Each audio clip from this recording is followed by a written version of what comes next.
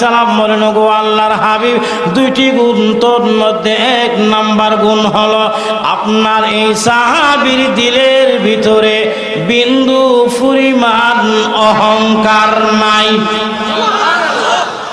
আর জোরে কোন কি নাই?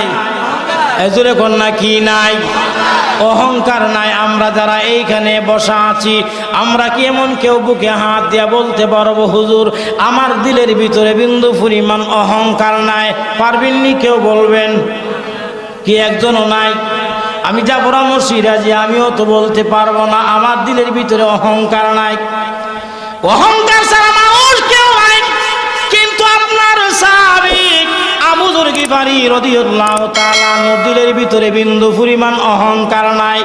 এই যে একটা গুণ, এই গুণটা আমাদের কাছে অত্যন্ত পছন্দনীয়, এই জন্য তার আলোচনা আমরা করি। আমি জিবরাইল আপনার সাহাবীর একটা মিনিট সময় নষ্ট করতে চায় না, একটা সেকেন্ড সময় নষ্ট করতে চায় না, কারণ তার একটা সেকেন্ডের অনেক দাম, একটা মিনিটের অনেক দাম। উনি যখন চলে যাবে তখন আমি আপনার দরবারে আসব, ওনার সময়টা আমি নষ্ট করতে চাই না। ওনার দিলের ভিতরে অহংকার নাই, বিন্দু পরিমাণ অহংকার নাই। ফেরেশতা সার্টিফিকেট দেয়, জোরে কোন সুবহানাল্লাহ। আজকে আমাদের দিলের ভিতরে শুধু অহংকার আর অহংকার, বিশেষ করে মুসলমানদের দিলের ভিতরে অহংকার একটু বেশি। জোরে কোন ঠিক না? দেখবেন তো আজ আমরা বিশ্বের এমন কোন দেশ আপনি পাবেন না যে দেশের মধ্যে মুসলমান আছে আর বেঈমান মুসলমানকে নির্যাতন করছে না, মুসলমান নির্যাতিত হয় না, এমন কোন দেশ আপনি পাবেন না। যে দেশে মুসলমান সেই দেশেই বেঈমানরা মুসলমানদেরকে নির্যাতন করে। বন্ধুরা আমার, আমাদের পার্শ্ববর্তী দেশ ভারত, ভারতের মুসলমান নির্যাতিত, কাশ্মীরের মুসলমান নির্যাতিত, পাকিস্তানের মুসলমান নির্যাতিত, এমনকি আমরা 95% মুসলমানের দেশ, মুসলমান আমরা গোটা কয়েকটা নাস্তিকদের কাছে নির্যাতিত। জোরে বলেন ঠিক না? একটা মুসলিম রাষ্ট্রপ্রধান যদি একটু উন্নতি লাভ করে আর একটা মুসলিম রাষ্ট্রপ্রধান তার বিরুদ্ধে লেগে যায়, তার পিছনে লেগে যায়, তার পিছনে লেগে যায়, একটাই কারণ, রূপ তার অহংকার। জোরে কোন ঠিক না? এক নাম্বার বন্ধুরা আমার, অহংকারের কারণে আজকে আমাদের অধপতন, আজকে আমাদের অধপতন। আমরা সব জায়গায় শুধু মাইর খাই, মাইর খাই, মাইর খাই। এক নাম্বার রোগের চিকিৎসা যদি করতে পারেন, জীবনও বেঈমান মুসলমানদেরকে মারতে পারবে না, মুসলমানদেরকে জীবনও বেঈমান মারতে পারবে না। সেটা হলো দিলের থেকে অহংকার দূর করতে হবে। দূরে কোন ঠিক না?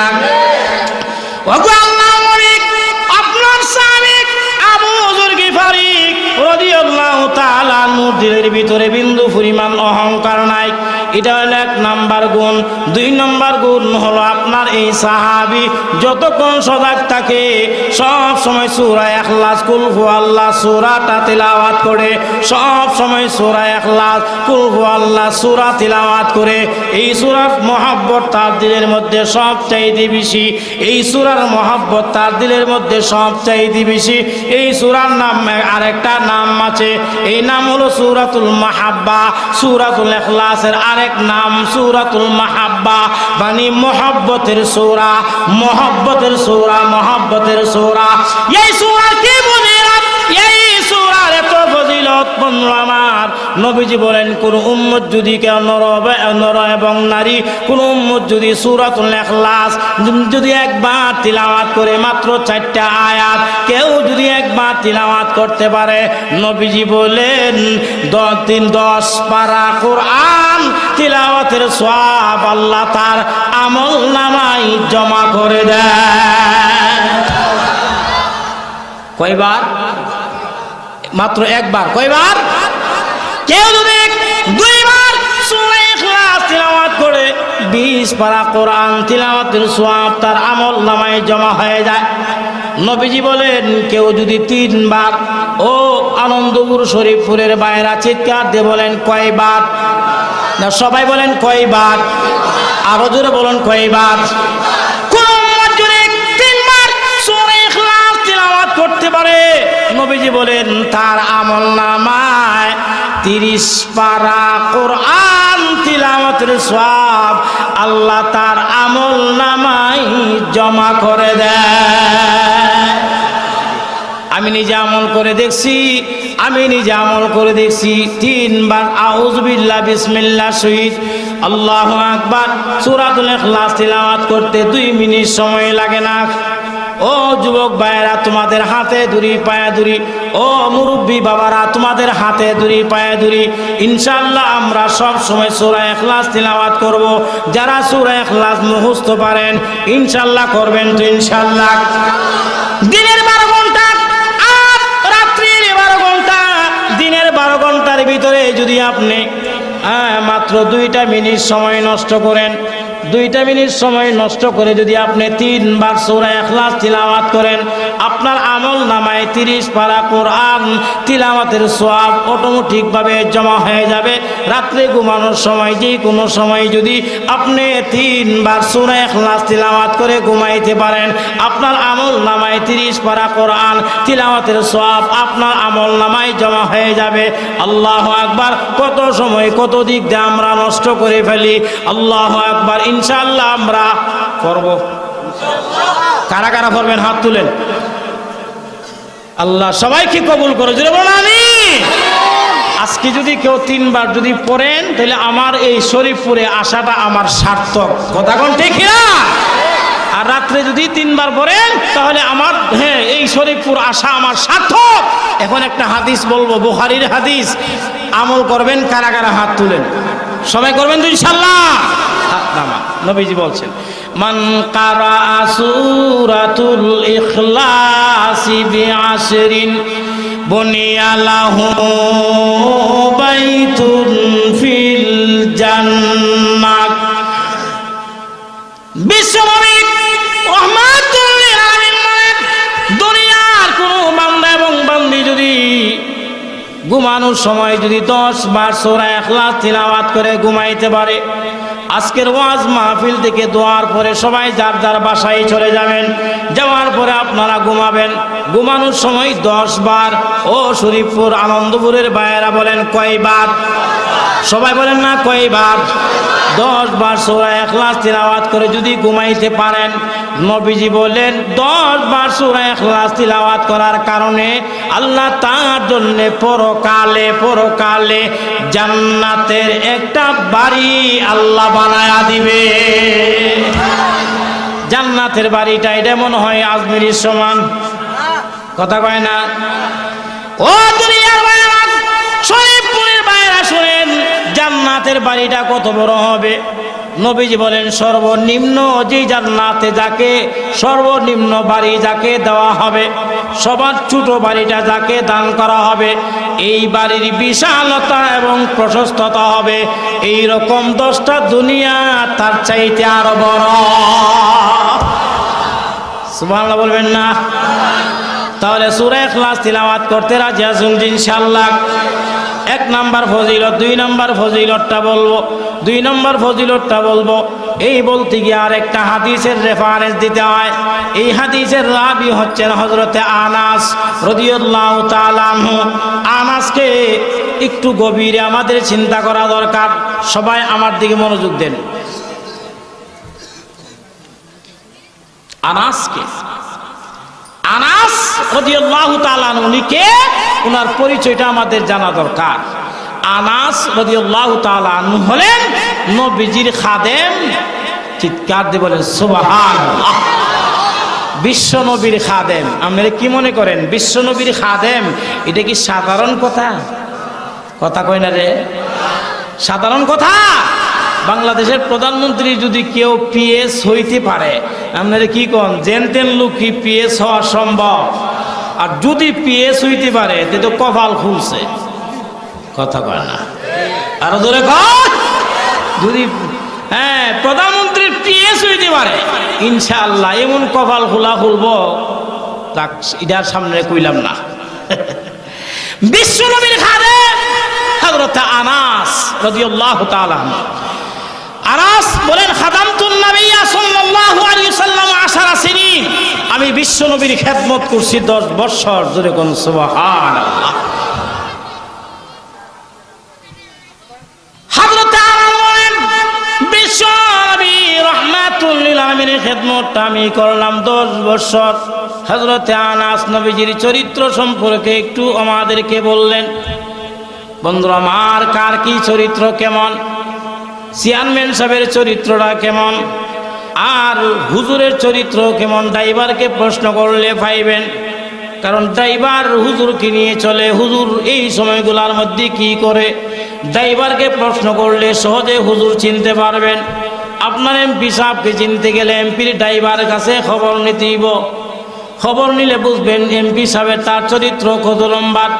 বন্ধুরা আমার, তদ্রূপভাবে বিশ্বনবী বলেন, বিশ্বনবী রাহমাতুল লিল আলামিনের খাদেম হযরত আনাস বলেন আমার নবীর চরিত্রটা কেমন, আমার নবীর আখলাকটা কেমন তোমরা শোনো। আমি খেদমত করছি দীর্ঘ 10 বছর খেদমত করছি। দীর্ঘ 10 বছর খেদমত করার পরে দীর্ঘ 10 বছরের ভিতরে আমাকে আমার নবী বলে নাই, আনাস এই কাজটা তুমি কেন করেছো, ওই কাজটা তুমি কেন করো নাই। দীর্ঘ 10 বছরের ভিতরে আমার নবীজি কোনোদিন চেহারা বিকৃত করে আমাকে কোনো ধমক দেয় নাই, কথা বলে নাই। আমার নবীর চরিত্রটা কেমন, হযরত আনাসকে চিনতে গেলে একটু সামনের দিকে যাইতে হয়। বিশ্বনবী রাহমাতুল লিল আলামিন হিজরত করে আল্লাহ মাক্কি জিন্দেগি শেষ হওয়ার পরে, মাক্কি জিন্দেগি ছিলেন নবীজির অত্যন্ত কষ্টের জিন্দেগি। দীর্ঘ 10 বছর ছিল মাক্কি জিন্দেগি, অত্যন্ত কষ্টের জিন্দেগি। বন্ধুরা আমার, মাক্কি জিন্দেগিতে নবীজির দেহ মোবারক থেকে রক্ত প্রবাহিত হয়েছে। বেঈমান কাফের মুশরিকরা আমার নবীকে আক্রমণ করেছে, আমার নবীকে কথা কাজে কতভাবে কষ্ট দিয়েছে। নবীর যখন মক্কি জিন্দেগি শেষ হয়ে গেল, মাদানী জিন্দেগি বন্ধুরা আমার প্রবাহিত করেছে। আজকে তো কান্নার দিন না, আজকে হলো আনন্দের দিন। আজকে আপনি কান্দেন কেন, আপনার চোখে পানি, ব্যাপারটা বুঝলাম না। হযরত আনাস রাদিয়াল্লাহু তাআলা আনহুর আম্মা বলেন, ওগো আল্লাহর নবী, ওগো আল্লাহর নবী, আমি কান্দি। আয় আল্লাহ, মদিনার মানুষেরা আপনার সাথে মুসাফা করে, মুআনাকা করে, মুসাফা করতে গিয়া আপনাকে সন্তুষ্ট করার জন্য কিছু হাদিয়াও দিচ্ছে, কিন্তু আমার স্বামী দুনিয়াতে নাই, আমার টাকা পয়সাও নাই, আমি হইলাম গরিব মানুষ, আমি কিভাবে আপনাকে সন্তুষ্ট করব, কিভাবে সন্তুষ্ট করব, এই বেতায় আমি কানতে আছি, এইরকম বেতায় কানতে আছি। আল্লাহু আকবার। আপনাকে সন্তুষ্ট করার জন্য আমার এই নারী চিরাদন 6 বছর বাচ্চাটা আমি নিয়ে আসলাম। ও আল্লাহ, আপনি যদি খুশি হয়ে যান, আমার এই নারী চিরাদন আনাসকে আমি চিরদিনের জন্য আমি আপনাকে ওয়াকফ করে দিব। আল্লাহু আকবার। নবীজি হযরত আনাস রাদিয়াল্লাহু তাআলা নুরমার আবেগ দেখে নবীজি সন্তুষ্ট হয়ে গেলেন। এক পর্যায়ে সন্তুষ্ট হইয়া নবীজি বলেন, আনাসের মা শোনো, আজ থেকে তোমার আনাস নয়, তোমার আবদার আমি গ্রহণ করলাম। আনাস রাদিয়াল্লাহু আনাসকে আমি আমার জীবন সঙ্গী খাদেম বানায়া দিলাম। হযরত আনাস রাদিয়াল্লাহু তাআলা আনহু থেকে এই হাদিসটার রাওয়ায়াত। হযরত আনাস বলেন, আমরা নবীজিকে নিয়ে বয়স হয়ে গেছে তখন হযরত আনাস বলেন, আমরা নবীজিকে নিয়ে ফজরের নামাজ এক যুদ্ধের ময়দানে গেলাম। যুদ্ধের ময়দানে গিয়ে ফজরের নামাজ জামাতে আদায় করব। ফজরের নামাজ আদায় করলাম।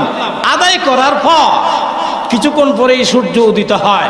ফজরের নামাজের কিছুক্ষণ পর সূর্য উদিত হয় পৃথিবীর পূর্ব প্রান্ত থেকে। ধরে ঘন্টে কিনা সূর্য কোন সময় ওঠে? সকাল 8টা, 10টা। যারা 10টার সময় ঘুম থেকে ওঠে এরা কি কইতে পারবো সূর্য কোন সময় উঠছে? কথা কয় না। সূর্য কোন সময় ওঠে এটা বলতে গেলে ফজরের নামাজ জামাতে পড়তে হবে, তারপরে বলা যাবে। সূর্যের কাজ হলো এই পৃথিবীকে আলো দেওয়া। জোরে কোন সুবহানাল্লাহ। সূর্যের কাজ কি?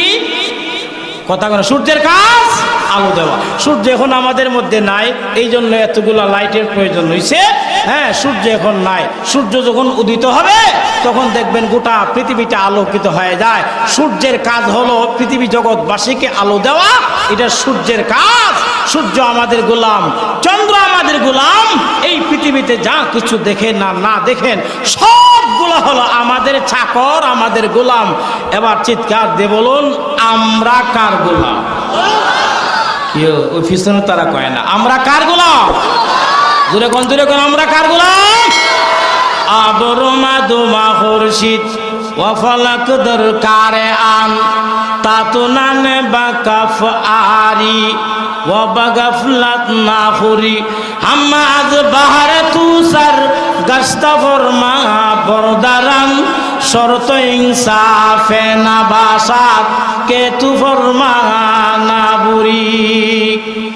এই পৃথিবীতে যা কিছু আছে সবগুলো হইল আমাদের গোলাম, আমাদের চাকর। বন্ধুরা আমার, সূর্য আমাদের গোলাম, চন্দ্র আমাদের গোলাম। আমি কালো হতে পারি, আমি গরিব হতে পারি, সমাজের মানুষ আমাকে সম্মান দেয় না, ইজ্জত দেয় না, কিন্তু আমার দাম আছে। এত বড় সূর্যটা হলো আমার চাকর। জোরে কোন সুবহানাল্লাহ। সূর্য যখন উদিত হয় পৃথিবীর পূর্ব প্রান্ত থেকে যখন উদিত হয়, আমাদের বানিয়াচন্দ্রের মানুষ যেই পরিমাণ আলো পায়, আজমিরির মানুষ যেই পরিমাণ আলো পায়, সিলেটের মানুষ যেই পরিমাণ আলো পায়, লন্ডনের মানুষ সেই পরিমাণ আলো পায়, ঢাকার মানুষ যেই পরিমাণ আলো পায়, ভারতের মানুষ সেই পরিমাণ আলো পায়, গোটা পৃথিবীটা আলোকিত হয়ে যায়। আয় আল্লাহ, সূর্য উদিত হওয়ার পরে আয় আল্লাহ হযরত আনাস রাদিয়াল্লাহু তাআলা আনহু বলে সূর্য উদিত হবে, কিন্তু দেখা যায় সূর্য, এই সূর্যটা আল্লাহর মাখলুকাতের গোলামি করে, আল্লাহর হুকুম পালন করে। আয় আল্লাহ, সারাদিন আল্লাহর মাখলুকাতের গোলামি করে, একটা কদম সামনেও যায় না, একটা কদম পিছনেও যায় না।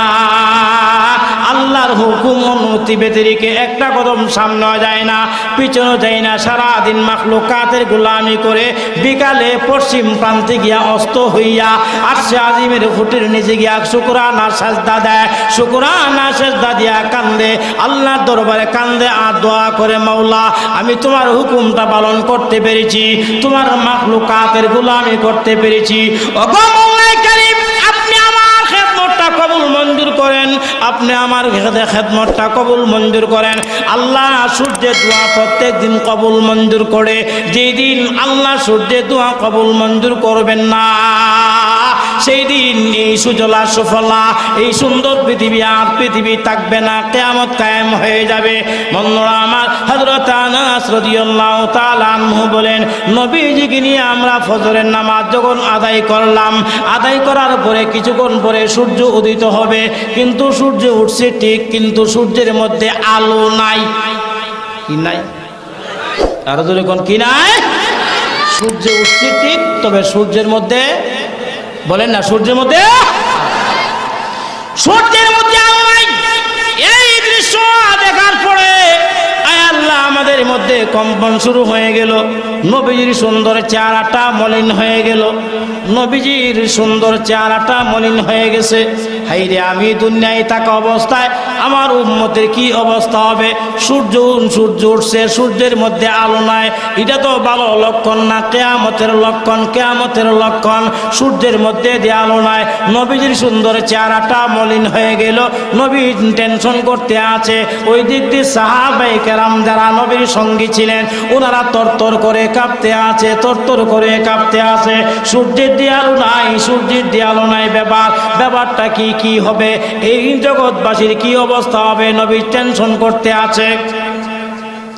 মুহূর্তের মধ্যে যেই মাত্র বিশ্ব নবী রাহমাতুল লিল আলামিন টেনশন করতে আছে, আল্লাহ রাব্বুল আলামিন মুস্কি আসে আর বলে, আমার নবী টেনশন করে, আমি আল্লাহ হইলাম আমার নবীর পাগল, আমার নবী টেনশন করবে, এটা আমি আল্লাহ চাই না।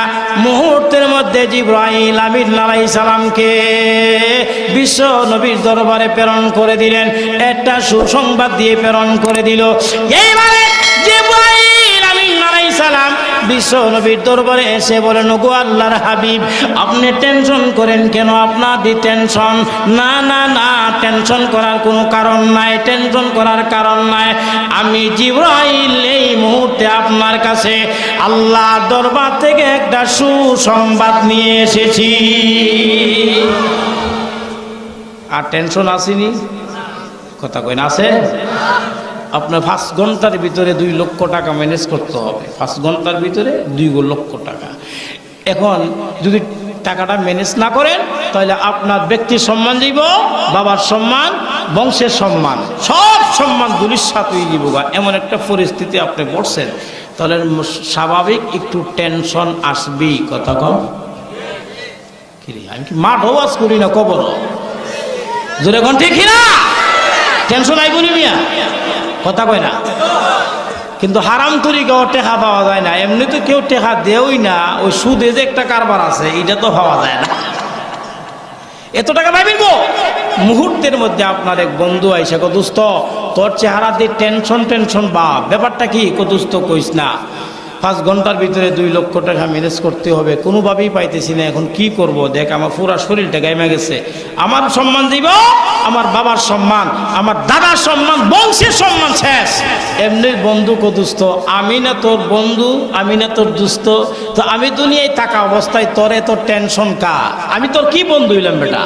এদিকে ওই রূপালী ব্যাংকও আমার অ্যাকাউন্টে বহু টাকা আছে, তোর আমি একটা চেক লিখে দিলাম, তাড়াতাড়ি যা, এই ব্যাংক বন্ধ করে ফেলাইব, তাড়াতাড়ি যা গিয়া 5 লক্ষ তোর যা লাগে এই টাকা তুললে আন, তাড়াতাড়ি দে। তোর যখন সুবিধা হবে, সুবিধা হওয়ার পরেই তুই আমার টাকাটা রিটার্ন দেয়া দিস। এখন আমরা এখন টেনশনওয়ালার আর কোনো টেনশন আসেনি। এই টেনশনওয়ালা টেনশন আসেনি? কি অফারটা দিছে, যখন তোর সুবিধা হবে তখন তুই টাকাটা আমারে দিস। চাপ সৃষ্টি আছে? টেনশনওয়ালা টেনশন নাই। নবীজি টেনশন করছে, সূর্য উঠছে, সূর্যের আলো নাই, আমার কি হবে, আমার উম্মতের কি অবস্থা হবে? জিবরাইল আইসা গো, হুজুর টেনশন করেন না, আমি আপনার জন্য একটা সুসংবাদ নিয়ে আসছি। আরো জোরে কম। এখন বলেন নবীজির কি টেনশন আছে? বলেন আছে? এইবারে বিশ্বনবী রাহমাতুল লিল আলামিন বলেন, ও জিবরাইল বললাম আমার জন্য সুসংবাদ নিয়ে আসো। আলহামদুলিল্লাহ। সুসংবাদটা কি সেটা তো বললা না, কি সুসংবাদ নিয়ে আইছো একটু বলো। এইবারে জিবরাইল আমিন আলাইহিস সালাম বলেন, ওগো আল্লাহর হাবিব, সুসংবাদটা হইল এই মুহূর্তে আপনার ইমামতিতে আপনার একজন সাহাবীর জানাজার নামাজ হবে। আপনার ইমামতিতে আপনার একজন সাহাবীর জানাজার নামাজ হবে। এই সাহাবীর জানাজার নামাজে 1000 নয়, 2000 নয়, 70,000 নূরের তৈরি ফেরেশতা ওই সাহাবীর জানাজায় অংশগ্রহণ করবে। আরো জোরে কোন। ওই মিয়া মানুষের জানাজার নামাজে ফেরেশতা অংশগ্রহণ, মনে হয় এই মানুষের আমল বড় খারাপ আছিল। কথা কয় না? সুর আছিল, গমসুর, দাহাই না আল্লাহর ওলি? সুবহানাল্লাহ। আপনার এই সাহাবীর জানাজায় 1,00,000 নয়, 2,000 নয়, 70,000 নূরের তৈরি ফেরেশতা আপনার সাহাবীর জানাজার নামাজ অংশগ্রহণ করবে আপনার ইমামতিতে। নবীজি আনন্দে আত্মহারা। বন্ধুরা আমার, বাবার সন্তান যদি ব্যারিস্টার হয়, বাবার সন্তান যদি বড় মুফতি সাহেব হয়, আলেম হয়, মুফাসসির হয়, এই বাবা গর্ব করে আমাকে চিনস? কথা কয় না? জোরে কোন ঠিক না? এটা কলাল, আমাকে চিনস? আমার ফুলা জজ। কথা কয় না? আমার ফুলা ব্যারিস্টার, আমার ফুলা মুফতি। জোরে কোন ঠিক না? আমি 10টা আলেমের বাপ, চিনস? আমি হইলাম জজের ভাব, জজের আব্বা, একবার সাইজ করে নেব। কথা কোন ঠিকই না? আমরা অনেক সময় গর্ব করি, কিন্তু নবী উম্মতের নেক আমল যদি বেশি হইতো, নবী যে আনন্দ পাইতো। আল্লাহু আকবার। এইবার বিশ্বনবী রাহমাতুল লিল আলামিন যখন শুনলেন ওনার সাহাবীর জানাজায় 1000 নয় 2000 নয় 70,000 নূরের তৈরি ফেরেশতা অংশগ্রহণ করবে, নবীজি আনন্দে আত্মহারা। নবীজি বলেন আমার সাহাবীর জানাজায় 70,000 নূরের তৈরি ফেরেশতা অংশগ্রহণ করবে। এমন কি তার দুনিয়াতে এমন কি নেক আমল ছিল যে যেই নেক আমলের কারণে আল্লাহর দরবারে এত দামি হয়ে গেছে, তার জানাজায় 70,000 নূরের তৈরি ফেরেশতা অংশগ্রহণ করবে। বন্ধুরা আমার, ওই 2020 সাল গেল, ওই যে গেল সাল 2020 সালে এই বাংলাদেশে আমরা কয়েকজন শাইখুল হাদিস আমরা হারাইছি। আমাদের মাথার তাজ আমরা হারাইছি। আল্লাহু আকবার। আপনারা যারা ইন্টারনেটের সাথে সম্পৃক্ত ফেসবুক দেখেন, আপনারা দেখছেন ওই ঢাকার শাইখুল হাদিস আশরাফ আলী সাহেব মারা গেছে, ওনার জানাজার একটা দৃশ্য বাংলাদেশের মানুষ দেখছে। আমাদের কিশোরগঞ্জের শাইখুল হাদিস শাহ সাহেব হুজুর মারা গেছে, ওনার জানাজার একটা দৃশ্য আমরা বাংলাদেশের মানুষ দেখছি। মুহাদ্দিস হবিগঞ্জি মারা গেছে, ওনার একটা দৃশ্য যে জানাজার দৃশ্য আমরা দেখছি। কিছুদিন আগে আমাদেরকে এতিম করে চলে গেছেন আল্লামা নূর হোসেন কাসেমি ঢাকার। আল্লাহু আকবার। ওনার জানাজার নামাজে সরকার অনুমতি দেয় না জাতীয় ঈদগাহে, কিন্তু গোটা ঢাকা ভরপুর হয়ে গেছে মানুষে। ওনার জানাজার একটা দৃশ্য আমরা দেখছি। আয় আল্লাহ, সেই উম্মতের রাহমাত, বাংলাদেশের মানুষের রাহমাত আল্লামা শাহ আহমদ শফী রহমাতুল্লাহি আলাইহি, উনি আমাদেরকে এতিম করে মাওলার ডাকে সাড়া দিয়ে চলে গেছেন। ওনার একটা জানাজার নামাজ হয়েছে, ইন্টারনেটের মাধ্যমে আমরা দেখছি কত লক্ষ লক্ষ মানুষ হয়েছে। জোরে বলেন ঠিক কিনা? এই মানুষগুলা কি এমনি না কিছু আমল আছে? কথা কয় না আসেনি? সব কি মানুষ হই না আরো আছে? এই যেরকম আছে না নাই? হ্যাঁ, আমাদের যত বক্তা আছে, আজ আমি যাব না মসজিদে, যেই মাঠে বসে কথা বলি, এর পিছনে যার সবচেয়ে বড় অবদান আল্লামা আনসারী। নাম শুনছেন না মনে হয়? কারা কারা চিনেন? হাত তুলেন। সবাই চিনেন? হাত নামান। পুরা লকডাউনের মধ্যে বাংলাদেশের মানুষ ঘর থেকে বের হইতে পারে না, কিন্তু তার মধ্যেও আল্লামা আনসারী মানুষের হৃদয়ের ভিতরে এরকম ভাবে ঢুকছে। মৃত্যুকে সামনে রাখাই মানুষ লক্ষ লক্ষ মানুষ জানাজায় অংশগ্রহণ, গোটা পৃথিবীতে তার যার জানাজার খবরটা প্রচার করছে, কোরিয়াতে করছে, আপনার আমেরিকার খবরে লন্ডনের খবরে যার মৃত্যুর ঘোষণা করতে বাধ্য হয়েছে। এইগুলা কি এমনি না কিছু আছে? জোরে কোন আছে না নাই? এইবার আমি বলেন আমার সাহাবীর জানাজার নামাজে 70,000 নূরের তৈরি ফেরেশতা অংশগ্রহণ করবে। কোন আমল ছিল তার দুনিয়ার জিন্দেগিতে, এমন কি নেক আমল ছিল? বন্ধুরা আমার, আরেকটা রওয়ায়াতের মধ্যে আসছে 1.5 লক্ষ নূরের তৈরি ফেরেশতা তার জানাজার নামাজে অংশগ্রহণ করবে।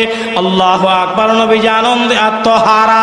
নবীজি বলেন ও জিবরাইল, তাহলে ওই সাহাবীর নামটা কি একটু বলো না, নামটা কি? যার জানাজার নামাজ আমার ইমামতিতে হবে তার নামটা কি বলো না? জিবরাইল বলেন নবীর নামটা হলো মুআবিয়া ইবনে মুআবিয়া।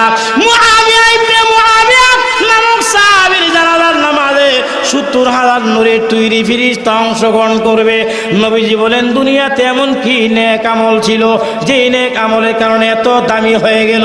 জিবরাইল বলেন নবী গো, তেমন কঠিন আমল না, সংক্ষিপ্ত ছোট একটা আমল। এই আমলটা উনি করত। আল্লাহু আকবার। এই আমলটা হইল উনি যতক্ষণ সজাগ থাকতো, এই আমলটা আপনারা করতে পারবেন, আমিও করতে পারবো, সবাই করতে পারবেন। আল্লাহু আকবার। আমলটা হইল উনি যতক্ষণ সজাগ থাকতো এতক্ষণই মনে মনে সূরা ইখলাস, কুল হুয়াল্লাহ সূরাটা পাঠ করত। হাঁটতেছে মনে মনে সূরা ইখলাস পাঠ করে, বসা অবস্থায় মনে মনে সূরা ইখলাস পাঠ করে, একজনের সাথে কথা বলে ফাঁকে ফাঁকে সূরা ইখলাস, কুল হুয়াল্লাহ সূরা পাঠ করে। আল্লাহু আকবার। যতক্ষণ সজাগ থাকে এতক্ষণ সূরা ইখলাস পাঠ করে, আর যতক্ষণ ঘুমন্ত অবস্থায় থাকে এতক্ষণ সূরা ইখলাস বন্ধ থাকে, আর যতক্ষণ সজাগ থাকে এতক্ষণ সূরা ইখলাস পাঠ করে। এই যে একটা আমল, এই আমলের কারণে আল্লাহ আল্লাহর দরবারে তার এমন দাম বেড়ে গেছে, 70,000 নূরের তৈরি ফেরেশতা তার জানাজায় অংশগ্রহণ করবে। চিৎকার দিয়ে বলেন সুবহানাল্লাহ। এই আমলটা আমরা করতে পারবো তো? জোরে কয় না পারবো তো? কারা কারা পারবেন হাত তুলেন। আল্লাহ সবাইকে আমল করার তৌফিক দান করে বলেন আমিন। কুল হুয়াল্লাহ সূরা পারেন তো? কারা পারেন না হাত তুলেন, শরম নাই?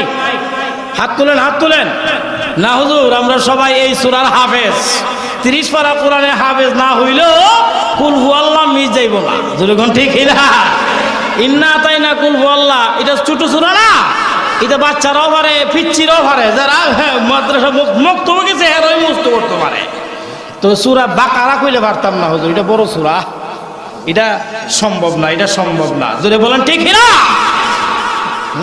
আচ্ছা, তাহলে যেই কথাটা বলতেছিলাম, আমরা ইনশাল্লাহ এই সূরাটা সবাই মুখস্থ করবো তো ইনশাল্লাহ? সব সময় পারবেন? বলেন পারবেন? এখন সংক্ষিপ্তভাবে 5 মিনিটের ভিতরে আর একটা ফজিলত বলবো, অসুবিধা হয়েছিল আপনারা। এক সাহাবী গিয়ে কয় হুজুর আমার অভাব দূর হয় না। কিতা দূর হয় না? আমরা যারা এখানে বসা, আমরা কি সবাই সুখী না অভাবীও আছি? যখন আসি না নাই, তা আমরা তো সিস্টেমটা বড় খারাপ। আমরা অভাব হইলে অভাব দূর করি ভিন্ন পথে, হারাম পন্থায়। কারণ রইল অভাব দূর করতে গেলে কোনো কিছু করি হালাল তরিকায় ব্যবসা কইরা জীবন বউ ভালো যাইতো না, কথা কয় না ঠিক না? হারাম তরিকায়। এখন হারাম তরিকায় 1 নম্বর, সুখী হইতে গেলে সুদ খাইতেইব, সুখী হইতে গেলে ঘুষ খাইতেইব, সুখী হইতে গেলে অভাব দূর করতে গেলে জুয়া খেলতেইব। যখন ঠিক না?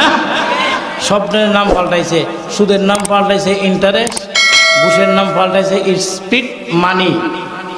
আর জীবন ভরা শুনছি জুয়া, এটা গত বছর ঢাকা গিয়ে হয়ে গেছে ক্যাচিনো। কথা কয় না, কি হয়েছে?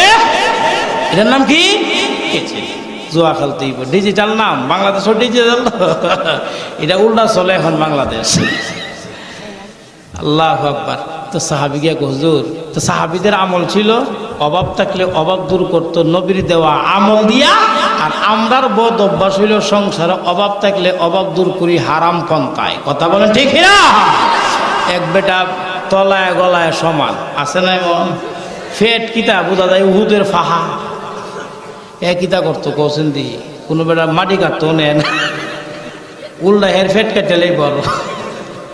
কি করবো, এক বুদ্ধি দিয়ে, এক সুদখুরে বুদ্ধি দিছে, এক কাম করবো কিতা, তোর স্বভাব সংসারে যে অভাব, অভাব দূর করতে গেলে একটা কাম করবো কিতা, তোর বাপে না ভাসকে জমি দিয়ে গেছে, বলে হ তাড়াতাড়ি বিক্রি কর। বাপের ক্ষেত বেচা খুব সহজ, আরাম। কথা ঠিক না? কিন্তু এই ক্ষেতটা নিজে কিনা বিক্রি করে দিও, খবর আছে, আছে না নাই? বাবার ওয়ারের সূত্রে যে সম্পত্তি পায়, এটা বিক্রি করতে খুবই আরাম লাগে। বিক্রি করে একজন বুদ্ধি দিছে, এক কাম কর, তুই 50,000 টাকা একটা বান্ডেল লইয়া কাকালছি বাজার একটা শেয়ার লই বুঝবে, আর দৈনন্দিন সুদে টাকা দিবে। বলে 1200, 1000 দিলে 200 টাকা লাভ, হইল 1200। 50,000 টাকা দিলে তোর প্রত্যেকদিন 10,000 টাকা লাভ। ওরে ভাই ভাইছি রে ভাই, এই তো পাইছি, ঠিক আছে, ধনী হওয়ার সবচেয়ে বড় সিস্টেম পাইছি। একদিন যদি 10,000 টাকা লাভ হয়, তাহলে বাজারের বড় মাছ আমি খাইতাম না, হে খাইতো। কথা কয় না, জোরে কোন ঠিক না? আপনারা কষ্ট হইতেছে মনে হয়, এটা আপনাদের সুবিধা আছে কিছু। তো এরা কইব যে এই হুজুর আর দাওয়াত দিও না, দাওয়াত দিলে দেন, না দিলে নাই। আমার বাস্তব কথা, কোরআন হাদিসের কথা কইতেইব। আপনি দাওয়াত দিল আলহামদুলিল্লাহ, না দিল বালা। জোরে কোন ঠিক না? আয় আল্লাহ, এখন টেয়া দেয়া দাঁড়াইছে। করছে কি, বাজারে গেছে, গিয়া বাজারে গিয়ে একটা খাতা লয়ে বইছে, বইয়ে সেইরা হ্যাঁ কিছু সুদখুররা তারা চিনে, এই পয়সা তার কাছে গেলে টাকা পাওয়া দিব, কত লাভ দিবে? বল 200। কোন সময়? আসরের পরে। ঠিক আছে, তোর নাম কি? তা আমার নাম সলিমুল্লাহ। তোর মোবাইল নাম্বারটা দে।